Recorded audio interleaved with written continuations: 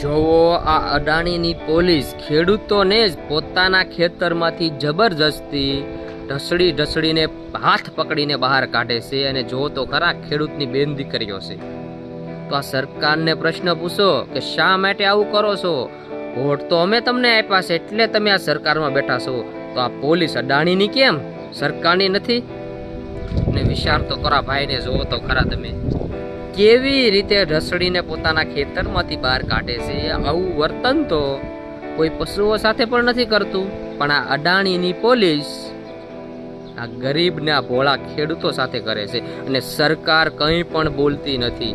તો હવે ખેડૂતોને એક થવાની જરૂર છે અને એક થઈ અને પોતાની શક્તિ દેખાડવાની જરૂર છે કે જો કોઈ પણ ખેડૂતનું શોષણ થશે તો ગુજરાતનો અને ભારતનો ખેડૂત એક થઈ અને શોષણ કરનારને પોતાની ઓકાત દેખાડશે.